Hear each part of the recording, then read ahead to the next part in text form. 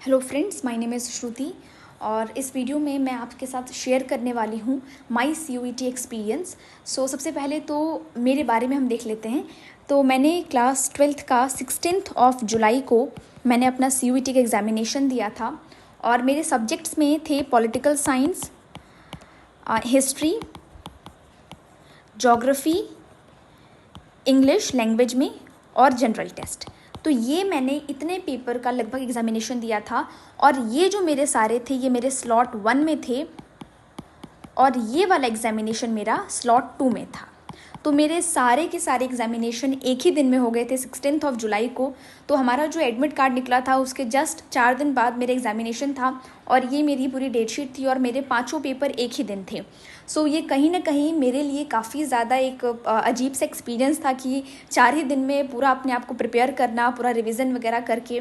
This was a very difficult journey जिसको करना था। और 16 जुलाई को मेरा पेपर था और जिनका 15 जुलाई का था उनका और भी ज़्यादा तकलीफ़ हुई होगी। खैर, अब जिन स्टूडेंट्स का अगस्त में एग्ज़ामिनेशन है, अब उनके लिए मैंने सोचा कि हम यहाँ पर कुछ मेरा एक्सपीरियंस देख लेते हैं, जिससे मैं आपको बताऊँगी कि सेंटर पर जब मैं गई तो वहाँ पर जाने के बाद किस तरीके का पूरा चीज़ें हो रही थी, क्या प्रोसेस था और किन चीज़ों का हमें ध्यान रखना चाहिए सेंटर पर जाने पर। और दूसरी बात हम देखेंगे कि एग्ज़ामिनेशन किस तरीके का था, मतलब कि जब कंप्यूटर पर हम बैठते हैं तो वहाँ पर एक अलग ही डर रहता है कि कंप्यूटर का इंटरफेस किस तरीके का है, प्लस क्वेश्चंस कैसे, मतलब आपको भी कन्फ्यूज़न होगा कि टाइम पूरा टोटल 3 घंटे 15 मिनट है, 3 घंटे 15 मिनट ही है शायद, और आपको ये 45 मिनट और इसके लिए 60 मिनट्स हैं। तो ये किस तरीके से पूरा प्रोसेस है, इसमें कन्फ्यूज़न होगी। Even I had this confusion जब 15 जुलाई को बहुत सारी कन्फ्यूजन्स थी कि कैसे होगा 45 मिनट में। तो वो सारी कन्फ्यूजन्स आपकी दूर हो जाएं, जिसके लिए मैं ये वीडियो बना रही हूँ। प्लस लास्ट में हम लोग इसका एनालिसिस देख लेंगे, जिससे हमें CUET का पूरा पता चल जाएगा। तो ये आपको भी पता है। और हाँ, अगर आप लोग का एग्जामिनेशन पास में है, वैसे तो मैं ये वीडियो 22 जुलाई को बना रही हूँ। अभी अगस्त में एग्जामिनेशन है तो आप आराम से देख सकते हैं। प्लस मैं आपका टाइम वेस्ट नहीं करूँगी और अगर आपको सेंटर और के बारे में पता है तो आप सीधे एनालिसिस और एग्जामिनेशन में पहुँच सकते हैं, ठीक है।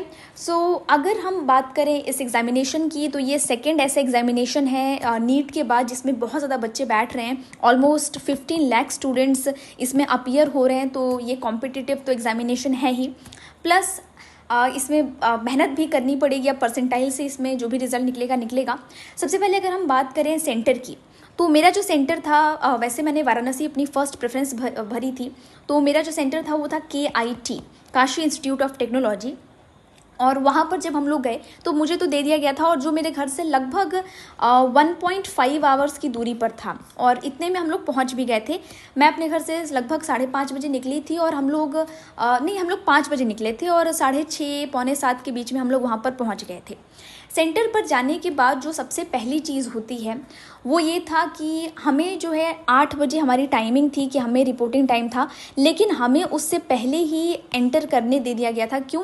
क्योंकि जो इंस्टीट्यूट है वो काफ़ी ज़्यादा बड़ा है, तो अंदर तक जाने में काफ़ी ज़्यादा देर हो जाती है, इसीलिए। वैसे तो 8 बजे से बिल्कुल परफेक्ट वहाँ पर बिल्कुल परफेक्टली सारी चीज़ें हो रही थी। उसके बाद जाने के बाद सबसे पहले हो रही थी हमारी चेकिंग। अब चेकिंग किस चीज़ की हो रही थी?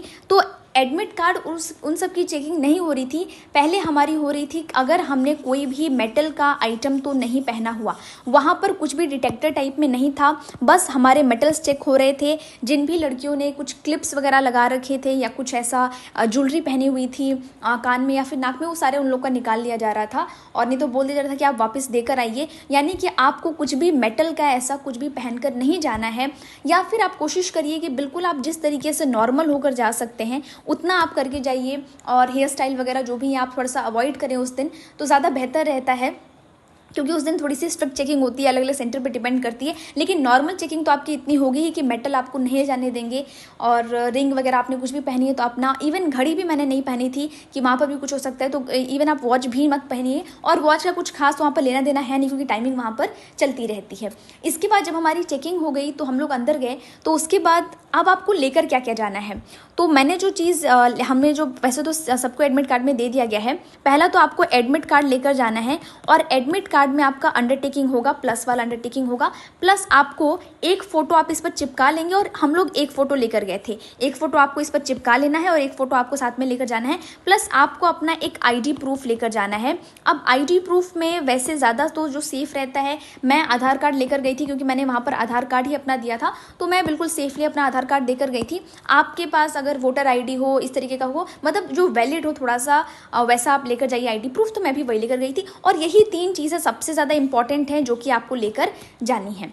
तो जब हमारी इतनी चेकिंग हो गई, इसके बाद हमें लेकर गए सब ऊपर।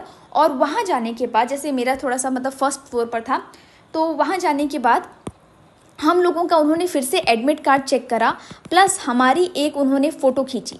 और उस फ़ोटो को उन्होंने, ऐसे कैमरा था उनके पास, कुछ ऐसा कैमरा था, और उसकी उन्होंने फ़ोटो खींची। आपने वो कैमरा देखा होगा, तो मुझे उसका नाम नहीं पता। और उन्होंने जब उसकी फ़ोटो खींची, और इसके बाद हमें एक सीट दे दी गई कि आपकी ये सीट नंबर है, हमारे एडमिट कार्ड पर लिख दिया गया और बोला गया कि आप इस सीट पर जाकर बैठ जाइए। हमें वहाँ पर बिल्कुल, वहाँ पर जितने भी लोग थे वो सारे के सारे बहुत ज़्यादा कोऑपरेटिव थे। अगर आप उनसे कुछ भी पूछेंगे तो वो बिल्कुल हेल्प कर दे रहे थे आपकी, उसमें बिल्कुल भी मना वगैरह कुछ नहीं कर रहे थे, और आप वो सीट आपको बता देंगे।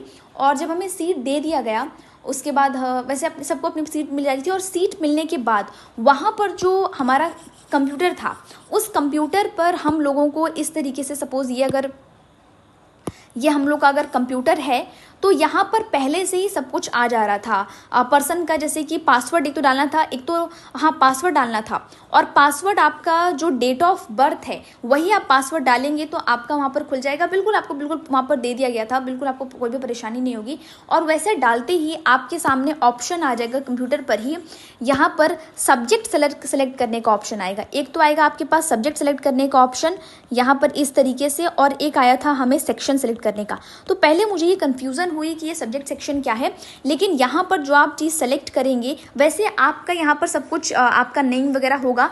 तो आपने जो अपने एडमिट कार्ड पर भरा है, जैसे आपने अगर चूज़ किया, जैसे मैंने ये चूज़ किया था कि मुझे ये देना है, तो मेरे सामने इतने ही थे। मेरे तो सबसे पहले स्लॉट 1 में सिर्फ इतने थे, ये था ही नहीं।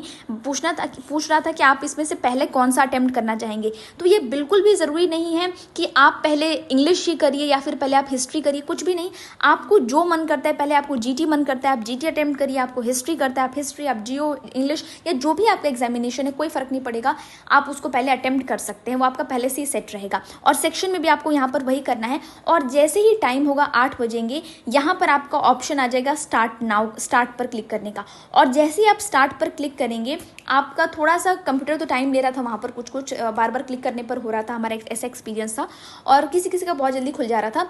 और जब ओपन हो जाएगा, उसके बाद आपका यहाँ पर टाइमिंग शुरू हो गया था हम लोगों का। 45 मिनट्स का तब पेपर है, तो 45 मिनट्स यहाँ पे शुरू हो जा रहे हैं। और वो टाइम आपका बिल्कुल बिना रुके चलते जाएगा। आप बीच में वॉशरूम, पानी पीने कुछ भी नहीं जा सकते हैं, आपको वहीं पर बैठे रहना है। और ये 45 मिनट, अब आप सोचेंगे कि जैसे मान लीजिए मेरा पेपर ख़त्म हो गया 40 मिनट में, तो अब मैं 5 मिनट क्या करूँ? तो आपको 5 मिनट बैठे रहना है, आप क्वेश्चन को आगे पीछे करके देखते रहिए। जब ये आपका 45 मिनट पूरा हो जा रहा था, इसके बाद फिर से ऐसा इंटरफेस आ जा रहा था कि टाइम यहाँ से हट जा रहा था, और टाइम हट के यहाँ पर फिर से ऑप्शन आ जा रहा था ये सेलेक्ट करने के लिए, और फिर से यहाँ पे स्टार्ट का ऑप्शन आ जा रहा था।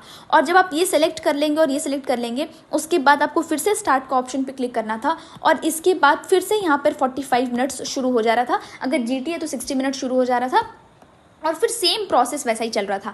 ऐसा बिल्कुल भी नहीं है कि आपको बीच में लगातार चलते जा रहा है, आपको टाइम दे जाएगा यहाँ पे सेलेक्ट करने का, लेकिन ये है कि आपको कोई भी अगर वहाँ पर डायरेक्शन दी जाए तो दी जा रही है, नहीं वरना तो आपको ये खुद ही सब कुछ एक खत्म होने के बाद दूसरा चालू करना है। खत्म होते ही आपका यहाँ पर आ जा रहा था थैंक यू, कि आपने ये पेपर दे दिया, दूसरे का ऑप्शन आ जाता थैंक यू, ठीक है। तो ये हमारा था पूरा सेंटर का, और इस तरीके से वहाँ बैठ के, और सेम एग्जामिनेशन का इंटरफेस वैसा था, मैंने यहाँ पर सेंटर में इसको बता दिया। तो सेम एग्जामिनेशन में वहाँ पर कंप्यूटर का इस तरीके से था पूरा का पूरा। और जो भी मतलब इसके बाद हम लोग का स्लॉट 1 जो है वो ख़त्म हो गया। स्लॉट 1 के ख़त्म होने के बाद हमें, जैसे मेरा स्लॉट 1 ख़त्म हो गया 12:15 पर, तो इसके बाद हमें वहाँ से सेंटर से बाहर निकल जाना है। अगर आपका स्लॉट 1 ही है किसी दिन, तो फिर आप घर जाइए। हाँ, बीच में आपका एडमिट कार्ड ले लेंगे, जैसे मेरा एडमिट कार्ड ले लिए थे और फ़ोटो मेरी एक वहाँ से ली गई। फिर बीच में क्या हुआ कि हमारी मदर का नेम लिखने के लिए आया बीच में वहाँ पर, तो मदर का नेम लिखने को आया। प्लस वहाँ पर एडमिट कार्ड हमारा ले लिया गया, एक फ़ोटो लिया गया और वहाँ पर बोला गया है कि आपको जो थंब इम्प्रेशन है वो आपको करके जाना है घर से लेफ्ट थंब का। लेकिन हमारे सेंटर पर ऐसा था कि जिन बच्चों ने नहीं कर रखा था वहाँ पर पहले से ही अवेलेबल था, वहाँ पर जाकर हम लोग कर सकते थे। तो हो सकता है कि अगर आपको भी आसपास कहीं ना मिले तो आप भी वहाँ अपने सेंटर पर जाके कर सकते होंगे। हमारे में करा दिया गया था वहाँ पर खुद से ही। इसके बाद जैसे ही मेरा 12-15 को पेपर ख़त्म हुआ उसके बाद वो अपने आप भर जाएगा, आपको कुछ भी वहाँ पर और कोई फॉर्मेलिटी करनी नहीं है। उसके बाद आपको सीधा बाहर निकलना है, अपना आईडी प्रूफ आपको अपने पास रखना है, आईडी प्रूफ को इधर उधर नहीं फेंकना है। और वहाँ से फिर लौटने के बाद मेरा जो दूसरा स्लॉट था, स्लॉट 2 जो था मेरा, वो था 3 बजे से लेकर 3:45 तक मेरा स्लॉट 2 था, जिसमें मेरा पॉलिटिकल साइंस का पेपर था। अब वहाँ पर जो हमारा रिपोर्टिंग टाइम था वो 1:20 था, 1:20 से 2:30 बजे तक का हमारा रिपोर्टिंग टाइम था इसके बीच में। तो मैं लगभग 2 बजे वहाँ पर गई थी सेंटर, मैं बाहर ही रुकी हुई थी कुछ, और फिर हम लोग 2 बजे वापस सेंटर पर गए क्योंकि पता चल गया था।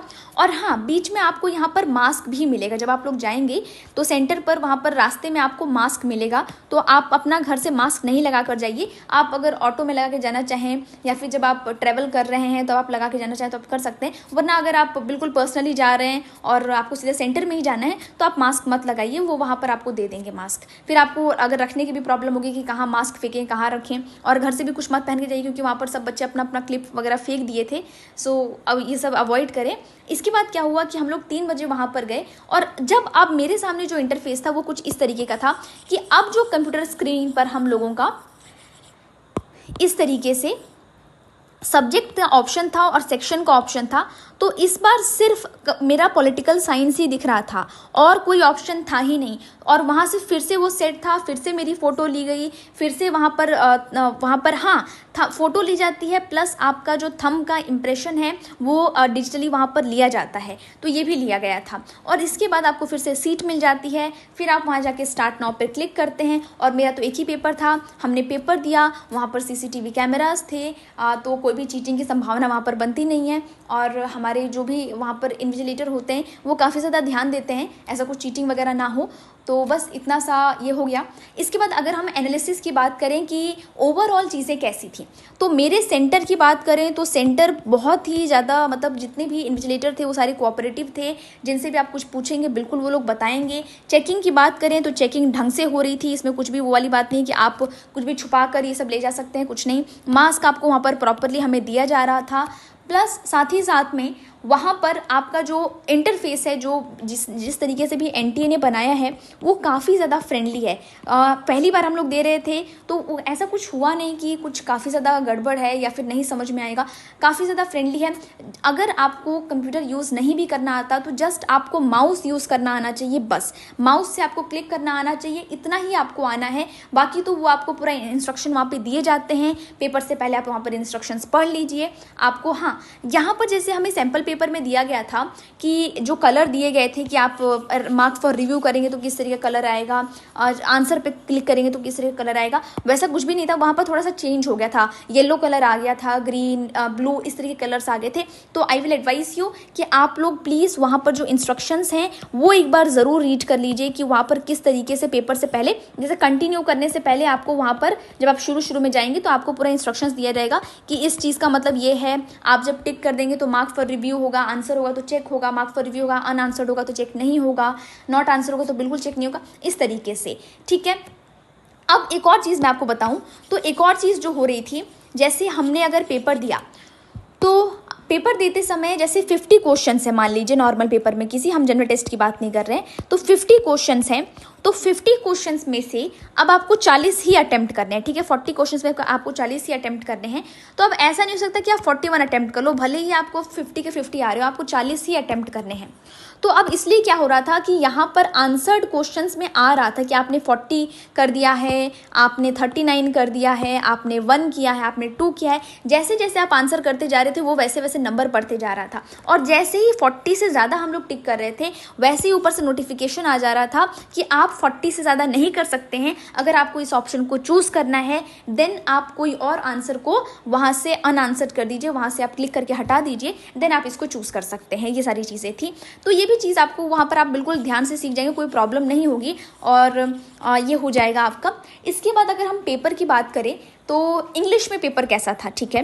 तो हम सभी ने इंग्लिश का पेपर, जो आपने बहुत सारे वीडियोस देखे होंगे तो उसमें बताया गया रिएक्शन वीडियोस में, तो इंग्लिश का जो पेपर था वो जहाँ तक मुझे पता चला है, मुझे समझ में आया है कि क्लास 12th का लेवल ही था। क्लास 12 से ज़्यादा उसका कुछ भी ऐसा लेवल नहीं था। क्लास 12th के बच्चे के लिए इवन वो पेपर ईजी था, इवन वो पेपर जो था वो ईजी था क्लास 12th के लेवल से।